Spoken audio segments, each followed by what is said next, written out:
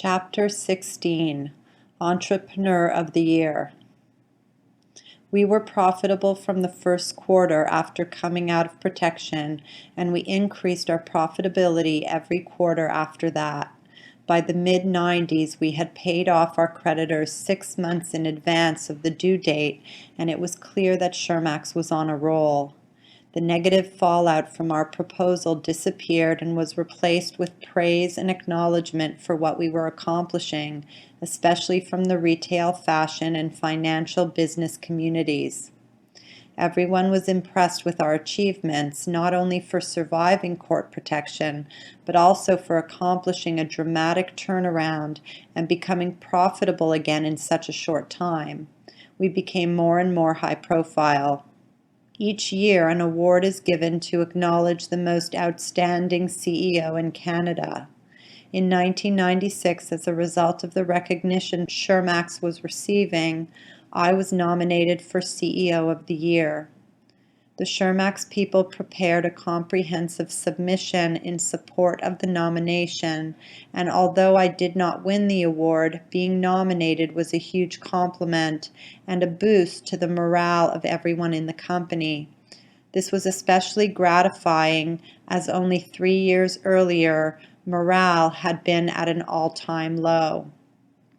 1 year later, in 1997, Pierre Beauchamp, the senior vice president of our new bank, the Bank of Montreal, nominated me for consideration as Entrepreneur of the Year in Quebec in the category of Turnaround Entrepreneur. He had watched our performance and the work I did in establishing the Shermax culture and was very impressed with our management philosophy, the way we empowered our people, and the job we did turning Shermax around. The Entrepreneur of the Year Award is an international event sponsored annually by Ernst & Young in collaboration with other organizations in each province, state, and country. Again, being nominated was a huge compliment, but I was not very interested in pursuing it because of our experience with the CEO of the Year Award. Our people had done a lot of work and spent valuable time preparing our submission for that nomination, and I did not want them to take on that workload again. However, most of them insisted that I accept the nomination, arguing that since I was entered in the category of turnaround entrepreneur, and we were getting so much recognition specifically for the Shermax turnaround, they felt that I should let the nomination stand. So I agreed to let my name go forward. In addition to our submission, the officials from the Entrepreneur of the Year organization did a lot of work on their own. They interviewed me, as well as many people who knew me both inside and outside the company.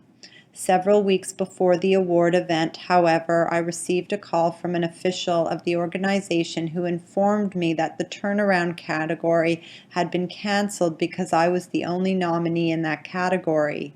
Instead, I had been entered in the larger, broad-based category of wholesaling, retailing, and manufacturing. I immediately wanted to withdraw my nomination because while I thought I might have had some chance in the turnaround category, I was certain that I did not have a chance in the much broader category. It seemed obvious to me that I could not compete with all the major companies in Quebec and all the accomplishments of the presidents and CEOs who ran them. I was sure I could not win, and I did not want to put our people through the trauma of being losers again. Filing for bankruptcy protection had been a huge challenge to our people, and we had managed to bring them back to feeling like winners again. I felt it would serve no purpose to set up an unrealistic, unwinnable expectation. But I was overruled. Most of our people argued that the work had already been done, and again they urged me to let the nomination stand. So I reluctantly agreed, and the process went forward.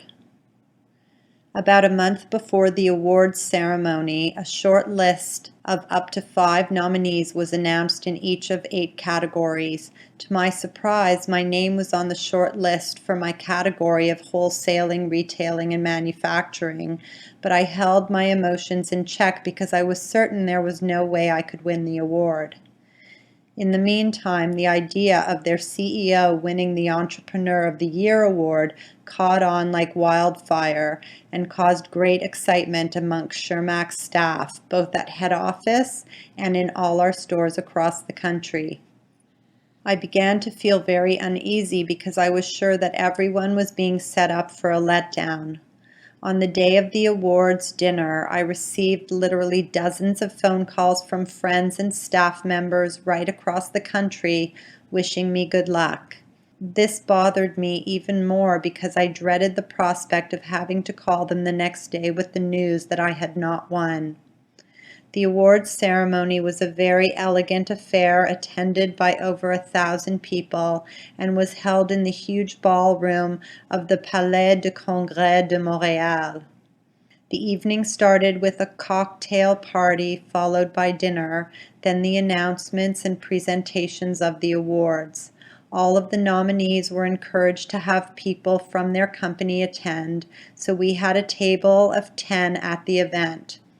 All were Shermack's people except for my wife, Shirley, and my younger daughter, Rochelle. At the cocktail party, James Landry asked me if I had prepared an acceptance speech, and I told him I hadn't because there was no way in the world that I could win. He responded, "But what will happen if you do win? You will be unprepared." And I teased him by asking, "What kind of support is this to ask me now?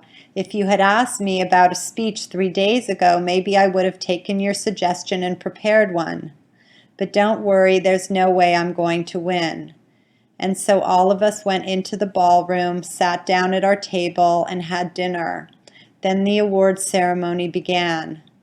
The event was staged like the Academy Awards. All of the nominees had been asked to prepare a slideshow about their companies, and when the nominee's name was announced in each category, their company's slideshow was shown on the big screen. The organizers knew where each nominee was sitting, and when a winner was announced, the music started and the spotlights were directed to the winner's table. It was a very exciting evening. Of the 8 categories, the presentation for our category was 7th on the program. The winners in the first 3 categories were all from Francophone companies. Naya Water had been a huge success in Quebec in 1997, and they were one of the nominees in the 4th category. It was obvious to me that Naya would win, but when the winner was announced, it was not Naya Water. It was a small, unknown Francophone company that made cranberry juice. At that point, not only was I certain I did not have a chance in the broad category of wholesaling, manufacturing, and retailing, I was absolutely convinced I could not win because I was not Francophone. So I felt no tension at all sitting there as the evening progressed. Finally, it was time for our category, and they announced the 5 nominees while showing the slideshows for each nominee on the big screen, including Max Konigsberg, CEO from Shermack's. The music started blaring, the spotlights were flaring back and forth, and then the announcement, "The winner is," and all the spotlights turned on our table, Max Konigsberg. I was stunned. I just sat there, too shocked to move. Suddenly, everybody at the table started jumping and cheering. Shirley was speechless. My daughter Rochelle went totally wild. Now I was in trouble. I had not prepared an acceptance speech, and I had no time to think. With the spotlight on me, I had to walk the whole length of the hall and up onto the stage to accept my award and make an acceptance speech. As I made the long walk to the stage that seemed to take forever, I kept telling myself to just think clearly and speak slowly. When I got on stage, there were handshakes all around, and I was presented with the award plaque. Then I went over to the microphone. I cannot repeat exactly what I had said because I had nothing prepared, but it was something like, "Thank you, ladies and gentlemen. I am in shock. I am overwhelmed to be receiving this kind of acknowledgement from my peers and from the Quebec business community. I am truly honored to accept this award, but I do not consider it to be simply a personal acknowledgement. Rather, it is an acknowledgement of the entire Shermax team. So many people had worked so hard for many years to bring Shermax to the point where it is now. If Shermax is recognized as an outstanding company today, it is because they made it so. I am therefore accepting this award on behalf of all the people at Shermax. Thank you." Something very special for me personally happened as a result of winning that award and from my acceptance speech. The next morning I got a call from Herb Siblin, one of the partners at Ernst & Young. Herb is a very high-profile member of the Jewish community in Montreal, and Herb and I had had a long-standing relationship. He had been one of my mentors, and I had enormous respect for him. He said to me, "Max, you are a credit to your community and to our people. Your words were very inspiring. We are all so proud of you." Until that evening, my image of myself had always been that of an also ran. I never thought of myself as a winner. Winning that award was very special for me because for the first time in my life, I knew how it felt to be a winner. Throughout this entire episode, everything that happened, the nomination, accepting the nomination, the change of categories, the decision to refuse the nomination, and then deciding to accept, the news of becoming a finalist, had all been communicated to everyone in the company. Everyone at Shermax knew what was going on, and everyone was excited. I had the tangible support of a couple of thousand people. Everyone was involved in the run-up to the event, and they made me feel that they had an investment in my winning the award.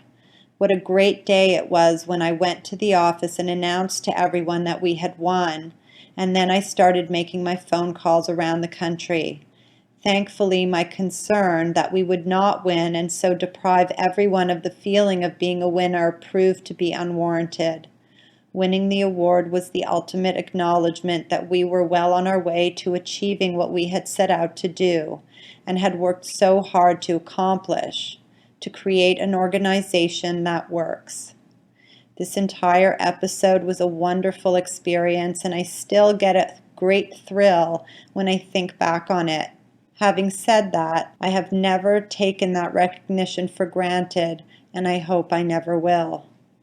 I read a business book recently titled Good to Great by Jim Collins and Jerry I. Porras, which makes a strong case that most great companies have not become great simply as a result of having been good.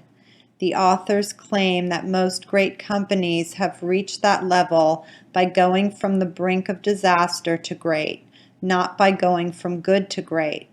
They argue that to become a great company requires that it push its boundaries, take risks, take dramatic actions, and constantly reinvent its business concepts. When everything is going well, a good company is not inclined to do any of these.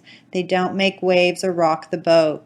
Even when a company is clearly in serious trouble, management rarely takes drastic action until it is facing the prospect of absolute disaster. I support the author's claim because I had the same experience at Shermax. The company became great only after it had reached the brink of a disaster.